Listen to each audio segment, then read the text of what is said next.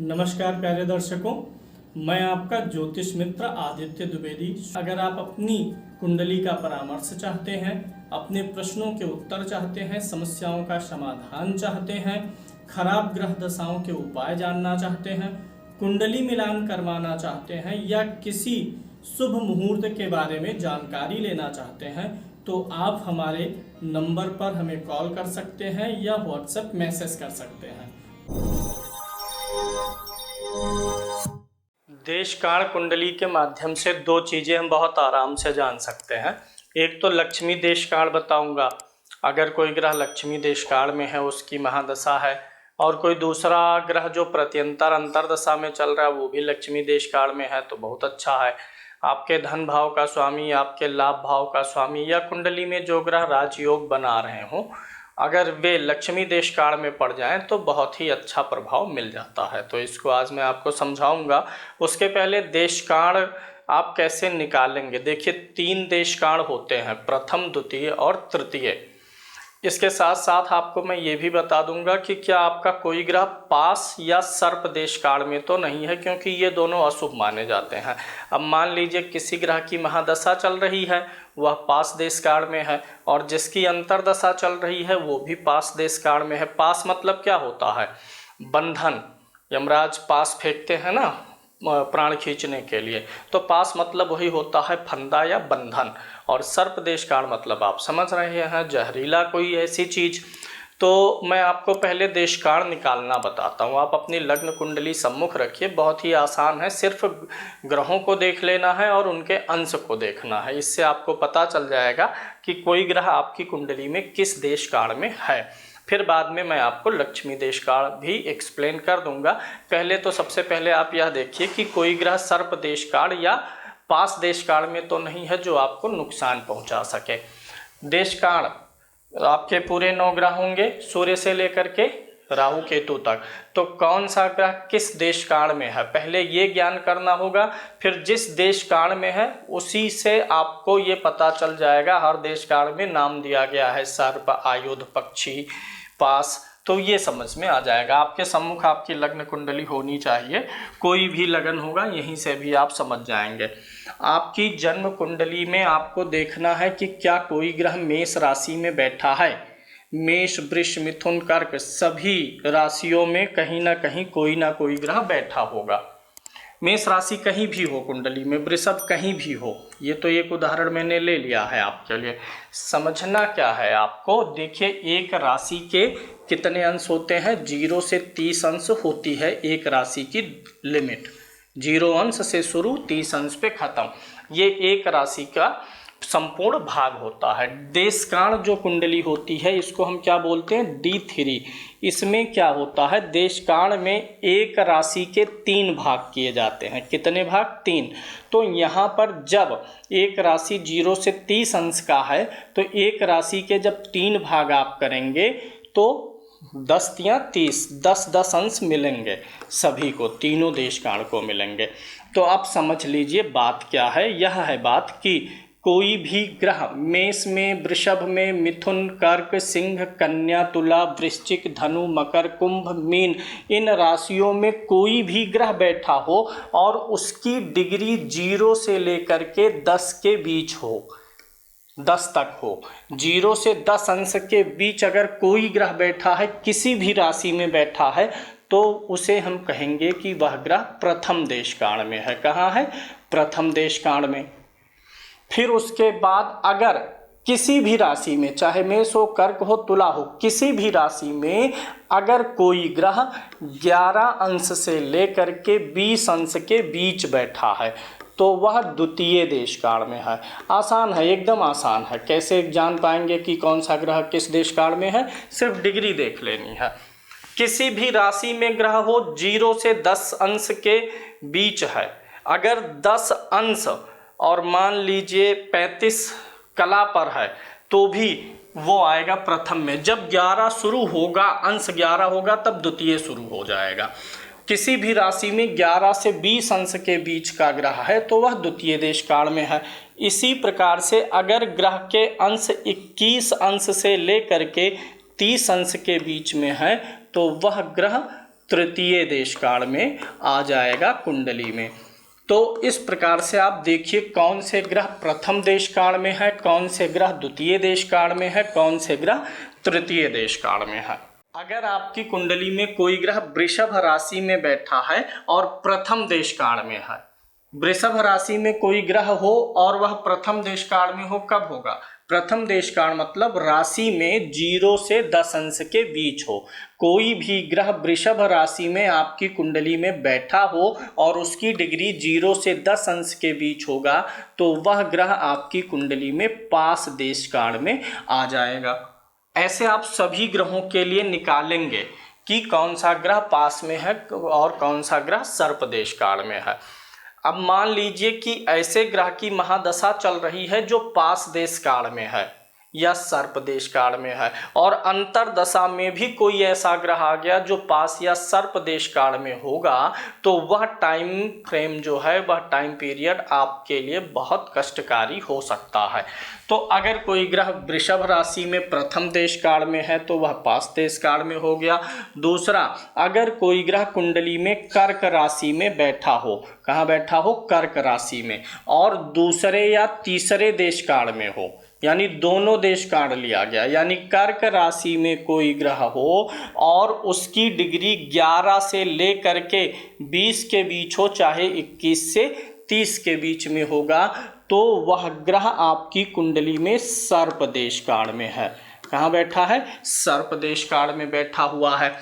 तीसरा, अगर कोई ग्रह कुंडली में वृश्चिक राशि में बैठा हो, 8 नंबर की गिनती में पूरी कुंडली में कहीं भी वृश्चिक राशि में बैठा है और प्रथम देश काल में हो, वृश्चिक राशि में प्रथम देश काल मतलब वृश्चिक राशि में उसकी डिग्री 0 से 10 के बीच हो, तो वह ग्रह आपकी कुंडली में सर्प देश काल में आएगा। ध्यान से सुनिएगा, इसमें 2 देश काल बनते हैं। वृश्चिक राशि में 0 से 10 के बीच हुआ तो क्या हो गया? सर्प देश काल। और अगर यही द्वितीय देश काल में हो, वृश्चिक राशि में कोई ग्रह हो और उसकी डिग्री 11 से 20 के बीच होगा, तो वह ग्रह जो है पास देश काल में आ जाएगा। यानी वृश्चिक राशि एक ऐसी राशि है जिसके पहले देश काल में सर्प और दूसरे देश काल में पास है। तृतीय देश काल छूट है, इसमें न सर्प है न पास है। अगला है मीन राशि। कुंडली में जहां कहीं भी 12 नंबर की गिनती होगी, मीन राशि होगी। कोई ग्रह मीन राशि में हो और तृतीय देश काल में हो, मीन राशि में तृतीय देश काल में, तृतीय मतलब 21 से 30, अगर मीन राशि में कोई ग्रह बैठा है और तृतीय देश काल में वह पड़ रहा है तो वह आपके सर्प देश काल में आ जाएगा। तो इतना पहले आप देख लीजिए। अगर महादशानाथ पास देश काल या सर्प देश काल में आ जाए, अंतरदशा में भी वही आ जाए, तो समझ लीजिए परेशानियां आएंगी। ये D3 जो होता है, देशकाल कुंडली जो होती है, ये लग्न कुंडली के तृतीय भाव का विस्तार होती है। तृतीय भाव से क्या देखते हैं? भाई और बहन देखते हैं। तो क्या आपको भाइयों और बहनों का सुख मिलेगा? इसके लिए भाई का कारक कौन होता है? मंगल। और जन्म कुंडली में भाई कहाँ से देखते हैं? तृतीय भाव से। तो लगन कुंडली में आप यह देख लीजिए कि तृतीय भाव, थर्ड हाउस का लॉर्ड कौन सा ग्रह है? जो भी ग्रह हो तृतीय भाव का स्वामी, और मंगल भाई स्थान का स्वामी, और मंगल अगर सर्प या पास देश काल में होगा तो भाई बहनों से सुख का अभाव होगा, रिश्ते अच्छे नहीं रहेंगे, आपस में दुश्मनी जैसा रिश्ता हो सकता है। एक तो ये जान लिए, दूसरा आप महादशा और अंतरदशा का भी समझ गए। अगर पास देश काल और सर्प देश काल के ग्रहों की परस्पर महादशा या अंतरदशा है तो वह भी काफ़ी अरिष्ट दे जाता है। अब अगली बात समझ लेते हैं। कौन सी बात? लक्ष्मी देश काल की, कि कौन सा ऐसा ग्रह है जो धन भी दिला सकता है। एक जगह पर एक चीज़ कॉमन है आपके लिए, क्या? एक देश काल ऐसा है जहां पर लक्ष्मी देश काल भी होता है और पास देश काल भी होता है। अभी आगे बात समझ में आएगी। तो तो चलिए लक्ष्मी देश काल में बता रहा हूं, आप नोट कर लीजिएगा।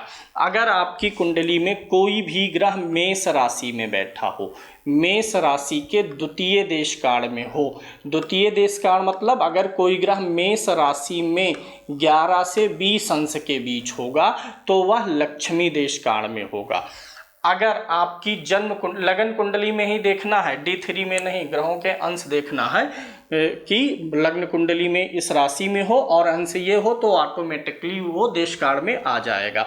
मेष राशि में द्वितीय देश काल में होगा तो लक्ष्मी देश काल हो गया। इसी प्रकार से अगर कोई ग्रह वृषभ राशि के प्रथम देश काल में होगा, यानी वृषभ राशि में हो और उसकी डिग्री क्या हो, 0 से 10 अंश के बीच हो, तो लक्ष्मी देश काल हो जाता है। इसी प्रकार से मिथुन राशि में प्रथम देश काल में लक्ष्मी नवमांश होगा, लक्ष्मी देश काल होगा।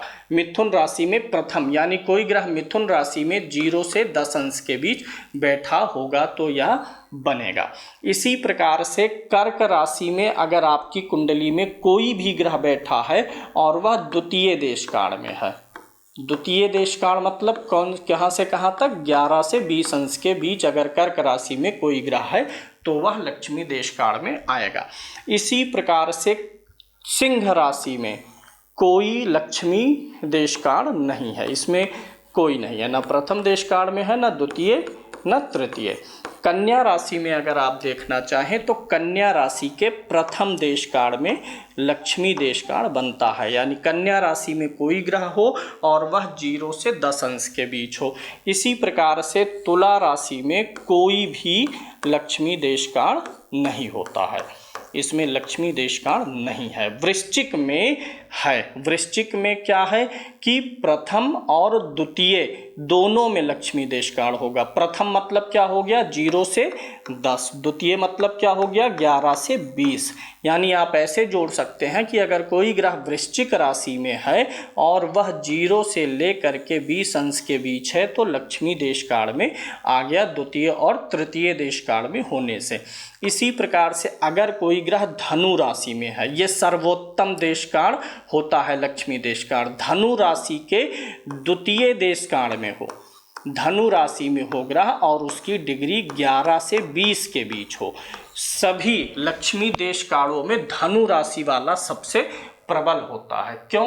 क्योंकि यह धन के कारक गुरु की मूल त्रिकोण राशि होती है, बृहस्पति की मूल त्रिकोण राशि है। इसी प्रकार से अगर मकर राशि में देखेंगे तो द्वितीय देश काल, यानी कोई ग्रह मकर राशि में बैठा होगा और उसकी डिग्री 11 से 20 के बीच होगी तो वह लक्ष्मी देश काल में हो जाएगा। इसी प्रकार से कुंभ राशि में भी द्वितीय देश काल में ही होता है और मीन राशि में भी द्वितीय देश काल में ही ग्रह लक्ष्मी देश काल में आता है, यानी 11 से 20 अंश, 11 से 20 अंश। इस प्रकार से आप पहले जज कर लीजिए ग्रहों के अंश के अनुसार उनका देश काल की वे किस देश काल में हैं। अब कहीं कहीं आप देखेंगे कि कुछ ग्रह जो हैं वे लक्ष्मी देश काल में तो आएंगे लेकिन साथ ही साथ वे पास या सर्प देश काल में भी आ जाएंगे। दोनों का अंतर समझिएगा। कोई ग्रह लक्ष्मी देश काल में भी आ गया है और पास या सर्प में भी आ गया है तो उसकी अंतर्दशा दशा में धन तो आएगा लेकिन आपके शरीर को कष्ट या बंधन का योग भी बनेगा। और प्रैक्टिकल लाइफ में भी बहुत बार ऐसा देखा गया है कि व्यक्ति बहुत अच्छा धन कमा रहा होता है, उसके धन पे, व्यवसाय पे असर नहीं आता है लेकिन अन्य चीज़ों के कारण से उसको कष्ट हो जाता है। दुर्घटना हो गई, एक्सीडेंट हो गया, अचानक सर्प बिच्छू का अटैक हो गया, कुछ भी जानवर का अटैक हो गया तो ये असर अलग से देगा, ये अपना प्रभाव अलग से देगा।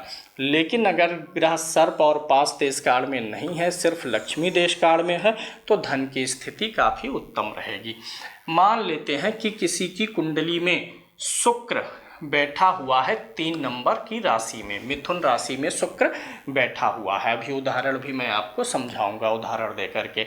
मिथुन राशि में शुक्र बैठा है तो मिथुन राशि में प्रथम देश काल में, यानी 0 से लेकर के 10 अंश के बीच क्या होता है, लक्ष्मी देशकाल होता है। अब उस व्यक्ति की शुक्र की महादशा हो तो शुक्र की महादशा धन देती रहेगी। वहीं अगर वही महासर्प देशकाल में होगा तो उस दशा में भय उत्पन्न होता रहेगा, आपको खतरा बना रहेगा, रिएक्शन और साइड इफेक्ट का। पास देशकाल होगा तो कार्यों में अवरोध, बाधा, बंधन आदि के चांस बने रहेंगे।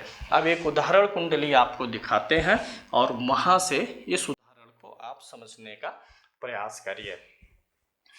यहाँ पर एक कुंडली है, इसमें उम्मीद है कुंडली आपको दिख रही होगी।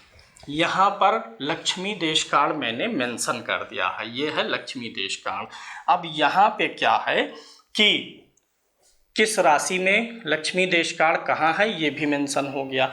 ये लग्न कुंडली है, ये कौन सी कुंडली है, D3 है। अब यहाँ पे आप देखिएगा इस व्यक्ति की शुक्र की महादशा चल रही है। शुक्र कहाँ बैठा है, अगर हल्का दिख रहा है तो मैं बोल भी दे रहा हूँ, शुक्र यहाँ 3 नंबर मिथुन राशि में 4 अंश का होके बैठा है। और अभी आपको बताया गया मिथुन राशि में प्रथम देशकाल जो होता है, मिथुन राशि के प्रथम देशकाल में, मिथुन के प्रथम देशकाल में लक्ष्मी देशकाल होता है। और शुक्र कहाँ है, 4 अंश का है। 4 अंश मतलब 0 से 10 के बीच में ही है, यानी शुक्र कहाँ बैठा हुआ है, लक्ष्मी देशकाल में बैठा हुआ है। तो इसलिए शुक्र की जो महादशा है वह अच्छा फल दे सकती है। अब मान लेते हैं इसी शुक्र में सूर्य की अंतर्दशा आ गई, तो हम सूर्य को देखते हैं कि किस देशकाल में है। सूर्य कुंडली में मेष राशि में 28 अंश का है, तो मेष राशि के द्वितीय देशकाल में लक्ष्मी देशकाल होता है। और सूर्य कहाँ है, 28 यानी 21 से 30 के बीच तृतीय देशकाल में है। तो यहाँ पर शुक्र में सूर्य की अंतर्दशा में यह लागू नहीं हुआ। अगर महादशानाथ और अंतर्दशानाथ दोनों लक्ष्मी देशकाल में मिले तो काफ़ी ठीक है। बुध की अंतर्दशा का देख लेते, वृषभ राशि में बुध बैठा है 18 अंश का, तो वृषभ राशि में भी प्रथम देशकाल में ही होता है, जबकि बुध कहाँ है, द्वितीय देशकाल में है। किसी और ग्रह को ले लेते हैं, शनि को ले लेते हैं, धनु राशि में 8 अंश का बैठा है, तो धनु राशि में द्वितीय में होता है, जबकि शनि कहाँ रह गया है, पहले में रह गया है। मंगल को ले लीजिए, मकर राशि के तीसरे देशकाल में है, क्योंकि मंगल की जो डिग्री है वो 29 है। 29 मतलब तृतीय देशकाल, और लक्ष्मी देशकाल में कहीं भी तृतीय नहीं आता है, सिर्फ प्रथम और द्वितीय में होता है, ज़्यादातर द्वितीय में होता है। अन्य ग्रह को ले लेते हैं, चंद्रमा को ले लेते हैं, मीन राशि में 10 अंश का है, तो मीन राशि के द्वितीय देशकाल में बनता है, जबकि चंद्रमा प्रथम देशकाल में ही है, तो यहाँ पर भी नहीं बन रहा, यानी शुक्र सिर्फ लक्ष्मी देशकाल में नजर आ रहा है। राहु कुंभ राशि में 27 अंश का है, तो तृतीय देशकाल में चला गया, तो ये भी नहीं बनेगा, ये भी नहीं बनेगा। यानी कहने का मतलब क्या है कि शुक्र मुझे लक्ष्मी देशकाल में मिला, अगर कोई अंतर्दशा वाला ग्रह भी लक्ष्मी देशकाल में होगा तो भी बहुत अच्छा प्रभाव आ जाएगा। दूसरी चीज, आप अपनी लग्न कुंडली के द्वितीय भाव को देखिए, द्वितीय भाव में कोई ग्रह बैठा हो तो उसको ले लीजिए, द्वितीय भाव के स्वामी को ले लीजिए। जैसे इस कुंडली में द्वितीय भाव में केतु बैठा है और द्वितीय भाव का स्वामी कौन है, सूर्य है, और धन का कारक कौन होता है, बृहस्पति। धन भाव में बैठा हुआ ग्रह ले लीजिए, धन भाव के स्वामी को लीजिए, बृहस्पति को लीजिए। लाभ भाव में बैठे हुए ग्रह को लीजिए और लाभ भाव के स्वामी को लीजिए, क्योंकि धन भाव और लाभ भाव से जितनी चीज़ें कनेक्टेड हो रही हैं उन सब ग्रहों को नोट करिए और देखिए उनमें से अगर ज़्यादातर अधिकतर ग्रह लक्ष्मी देशकाल में आ जाएंगे तो धन के लिए बड़ा उत्तम हो जाएगा। द्वितीय भाव में बैठा ग्रह लक्ष्मी देशकाल में गया, द्वितीय भाव का स्वामी भी गया, बृहस्पति भी गया, तो करोड़पति योग बन गया। तो इसी प्रकार से आप जजमेंट कर सकते हैं। एक चीज़ और, जब देशकाल कुंडली देखनी है, D3 कोई भी कुंडली देखनी हो, तो लग्न सबसे महत्वपूर्ण हो जाता है। अगर देशकाल के लग्न में कोई नीच का ग्रह ना हो, ना ही लग्नेश नीच का हो, तो बहुत ही अच्छा माना जाता है, भाई बहनों का काफ़ी अच्छा सहयोग मिल जाता है। तो जो विषय था धन के लिए देशकाल का प्रयोग करना सिखाना, और थोड़ा खराब दशाएं और उसमें अंतर दशाएं, पास और सर्प वाला, उम्मीद है आपको समझ में आ गया होगा।